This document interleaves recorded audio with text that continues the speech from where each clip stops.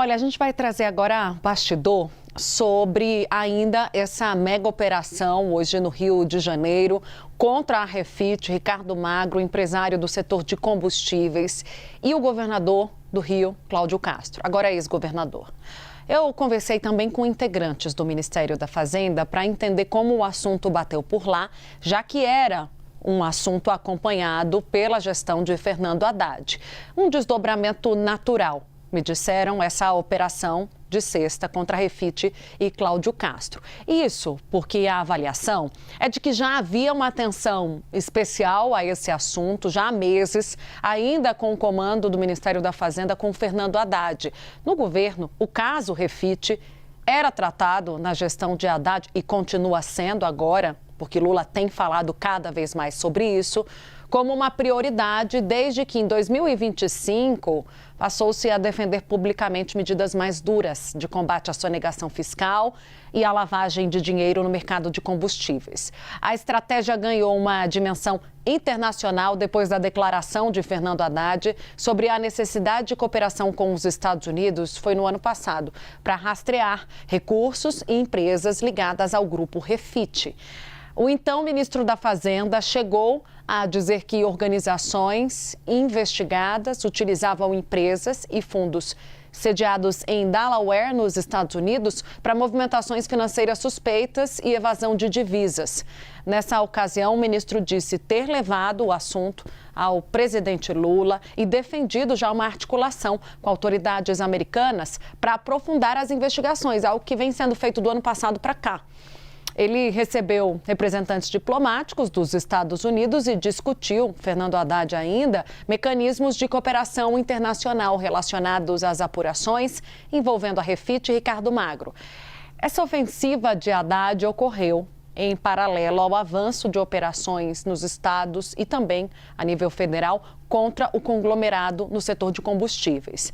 Em São Paulo, por exemplo, houve a Operação Poço de Lobato, que apurou supostos esquemas de sonegação fiscal, blindagem patrimonial e lavagem de dinheiro atribuídos à Refit. Ao mesmo tempo, Haddad começa a intensificar a articulação para aprovar um projeto de lei, o projeto conhecido como do devedor contumaz, que endurecia punições contra empresas acusadas de utilizar do não pagamento sistemático desses tributos como um modelo de negócio. A proposta foi incorporada à regulamentação da reforma tributária, avançou, portanto, no Congresso Nacional, criando mecanismos para diferenciar empresas com dificuldades tributárias pontuais a grupos investigados por inadimplência e fraude.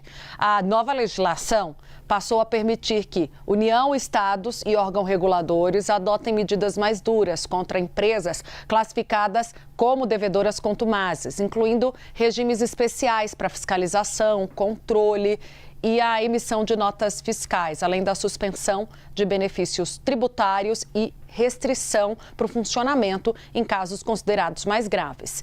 O setor de combustíveis foi tratado pelo governo como uma prioridade dessa nova regra, com o argumento de que fraudes tributárias bilionárias vinham sendo usadas para financiar estruturas empresariais e operações de lavagem de dinheiro, que é o caso da Refit.